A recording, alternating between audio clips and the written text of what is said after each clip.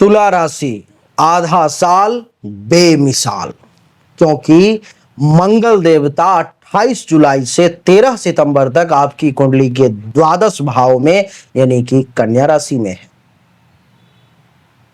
उसके बाद 13 सितंबर से 27 अक्टूबर तक आपकी कुंडली के प्रथम भाव में यानी कि तुला राशि में।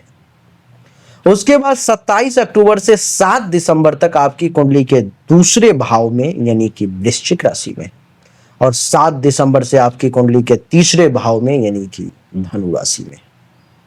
इसके क्या परिणाम होंगे, आइए उसको मैं बताने का आपको प्रयास करता हूं। तुला राशि के लिए मंगल देवता का यह गोचर बहुत ही क्या कहूं, बेमिसाल रहने वाला है। कुछ मामलों में यह गोचर ऊर्जा, संघर्ष, साहस, खर्च, स्वास्थ्य, वाणी, पराक्रम, आत्मविश्वास जैसे क्षेत्रों को भी प्रभावित करेगा। कुछ मामलों में नकारात्मक परिणाम भी ये सब देगा। आइए चर्चा को आरंभ करें और जानने का प्रयास करें। हेलो, नमस्कार, सत श्री अकाल, केम छो, कस्से काय, केरो हाल है, केना जी यहाँ सब, कैसन बानी, हाउ आर यू, कैसे हैं आप लोग, केमो नाचो, मनक्कम, खम्भागनी हुकुम, केमती अच्छंती की खबर, नमस्तुभ्यं, राधे राधे, राम राम। देवी और सज्जनों, सबसे पहले 28 जुलाई से 13 सितंबर की कहानी को जानो, जब मंगल कुंडली के द्वादश भाव में। देवी और सज्जनों, द्वादश भाव खर्च, विदेश, अस्पताल और निर्बलता का भाव होता है। यहां पर मंगल के बैठने के कारण आपको इस समय में विदेश यात्रा या विदेश में काम करने के अवसर मिल सकते हैं। गुप्त रूप से धन लाभ या निवेश से फायदा भी हो सकता है। आध्यात्मिक रुचि बढ़ेगी, एकांत प्रिय आप बन सकते हैं। योग, ध्यान या साधना की शुरुआत भी इसी बीच में हो सकती है। रिसर्च, अनुसंधान या गूढ़ विषयों में आपको बड़ी सफलता मिलने के योग भी बन रहे हैं। किसी पुराने रोग का इलाज भी इसी बीच में संभव है। बंद केस या छुपी हुई योजना सफल हो सकती है, ऐसा मैं आपको बता रहा हूं। मानसिक शांति के लिए नया दृष्टिकोण आपको मिलेगा। गुप्त शत्रु जो है, छुपे हुए दुश्मन जो है, वो सब पराजित होंगे। विदेश से जुड़ा कोई रुका काम आगे बढ़ सकता है। कुछ नेगेटिव पॉइंट की बात करूं तो इसी बीच में अनावश्यक खर्चे भी बढ़ सकते हैं। थकान, नींद की कमी या अनिद्रा आपको परेशान कर सकती है। दुर्घटना या चोट की संभावना बढ़ सकती है। स्वास्थ्य को लेकर लापरवाही भी आपको भारी पड़ सकती है। गुप्त शत्रु सक्रिय हो सकते हैं। कोर्ट कचहरी के मामलों से दूर रहना अच्छा रहेगा। किसी गुप्त प्रेम संबंध का भंडाफोड़ हो सकता है। काम में एकाग्रता की कमी रह सकती है। परिवार से दूरी या वैचारिक टकराव भी हो सकता है। पेट या रक्त से जुड़ी समस्याएं सामने आ सकती हैं, इसलिए सावधान। 13 सितंबर से 27 अक्टूबर के बीच में क्या होगा? प्रथम भाव में मंगल आ जाएंगे। प्रथम भाव यानी कि स्वभाव, शरीर, आत्मविश्वास और व्यक्तित्व का भाव है, जो सकारात्मक प्रभाव क्या देता है? तो आत्मविश्वास बढ़ेगा, निर्णय लेने की क्षमता में वृद्धि होगी, प्रतियोगिता में सफलता संभव है, नई ऊर्जा के साथ काम शुरू करेंगे, शारीरिक क्षमता में बढ़ोतरी होगी, नेतृत्व की भूमिका में आप आएंगे। इस बीच साहसी निर्णयों से सफलता मिलेगी। नौकरी या व्यापार से आपको विशेष लाभ मिलने के योग है। वाद विवाद में विजय होंगे। आकर्षण और प्रभाव में भी इस बीच में वृद्धि होगी। नकारात्मक परिणाम की बात करूं तो क्रोध और अहंकार बढ़ जाएगा। दूसरों की सलाह को नजरअंदाज करेंगे तो अच्छा रहेगा। चोट, जलन या तेज वस्तुओं से खतरा है। बीपी या सिर दर्द की समस्या सामने आ सकती है। परिवार में टकराव की स्थिति बन सकती है। जल्दीबाजी में निर्णय नुकसानदायक हो सकता है। दुर्घटनाओं से सावधान रहें। अत्यधिक बोलना नुकसान दे सकता है। नींद की कमी से तनाव हो सकती है। संबंधों में गर्माहट बढ़ सकती है, इसलिए सावधान। देवी और सज्जनों, 27 अक्टूबर से 7 दिसंबर 2025 के बीच में क्या क्या होगा?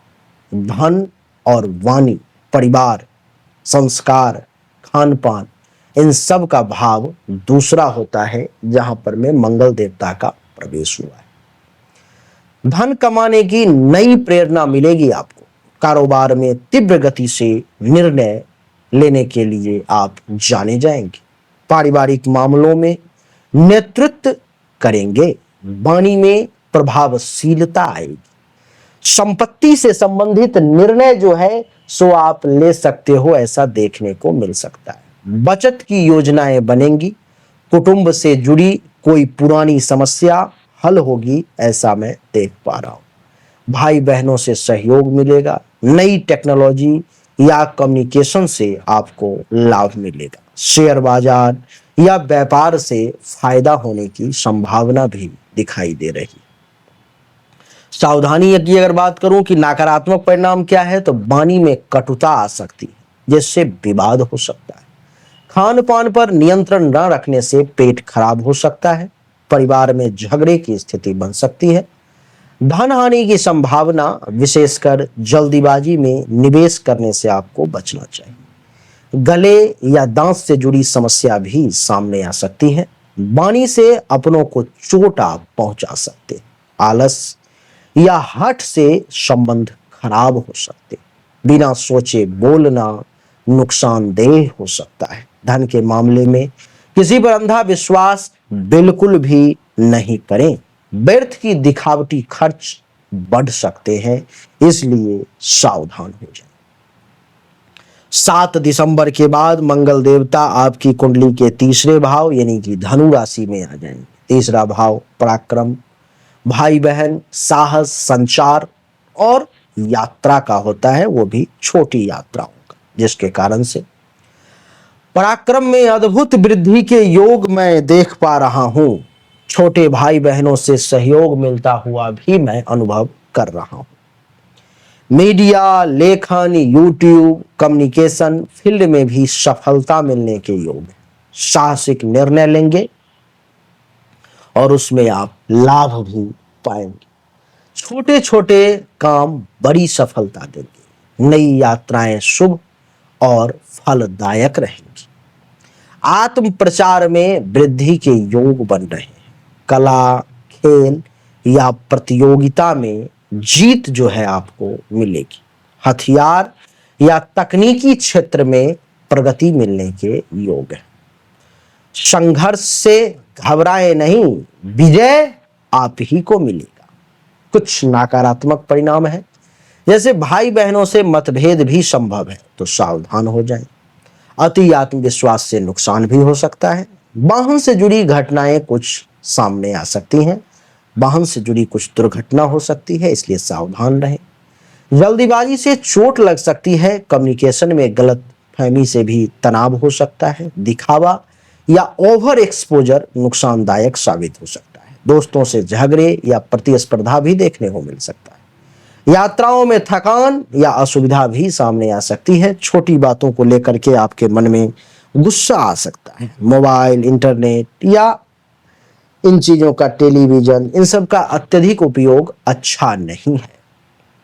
निष्कर्ष की अगर बात करूं सभी मामलों को देखते हुए, तो तुला राशि वालों के लिए मंगल का यह गोचर आधे साल तक तेज ऊर्जा, चंचलता, साहसिक परिवर्तनों से भरा हुआ रहेगा। यदि आप अपने क्रोध, खर्च और जल्दीबाजी पर नियंत्रण रखेंगे तो यह समय बहुत ही ज्यादा उपयोगी साबित होगा, जो आपके जीवन को बदलने के लिए यही 6 महीना काफी होगा। देवी और सज्जनों, लेकिन मैं आपको एक और सच्चाई से अवगत करवा दूं कि ये जो हमने अभी बताया है ये 100% एक्यूरेट नहीं है आपके लिए। ये एक सिर्फ मंगल के गोचर का परिणाम है, जो सभी लोगों के लिए है, जो एक सामान्य राशिफल है।